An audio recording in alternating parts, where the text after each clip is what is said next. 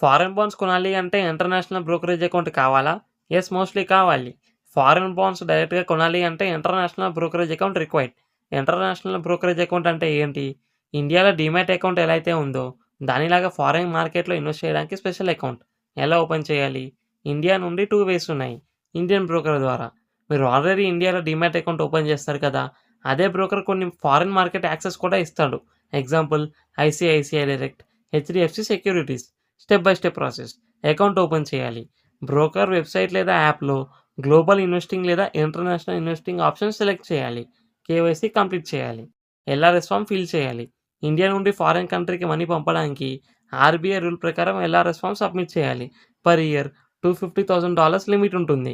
Money transfer మీ Indian bank account నుండి డాలర్‌గా convert అయ్యి foreign trading అకౌంట్‌లో క్రెడిట్ అవుతుంది. Forex charges plus transfer charges ఉంటాయి. మనీ క్రెడిట్ అయ్యాక బాండ్స్ బై చేయొచ్చు.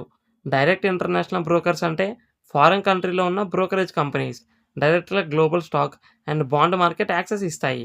Example interactive brokers, Charles Schwab. ఇవి ఎలా వర్క్ చేస్తాయి?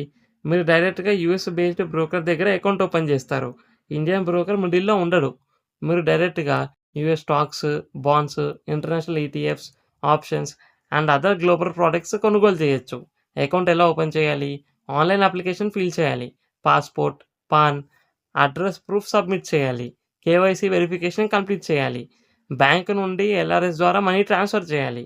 మనీ యూఎస్‌డీగా కన్వర్ట్ అయ్యి మీ ట్రేడింగ్ అకౌంట్‌లో క్రెడిట్ అవుతుంది. మనీ ఎలా పంపాలి? ఇండియా నుండి మనీ పంపడానికి ఎల్ఆర్ఎస్ లిబరైజ్డ్ రెమిటెన్స్ స్కీమ్ యూజ్ చేస్తారు. Under LRS per person per year $250,000 వరకు ఫారెన్ ఇన్వెస్ట్‌మెంట్ చేయొచ్చు. ఎవరికి suitable? High capital investors, diversification కావాలి అనుకునే వాళ్ళకి. ఇలాంటి ఫైనాన్షియల్ టాపిక్స్ కోసం ఛానెల్‌ని సబ్స్క్రైబ్ చేసుకోండి.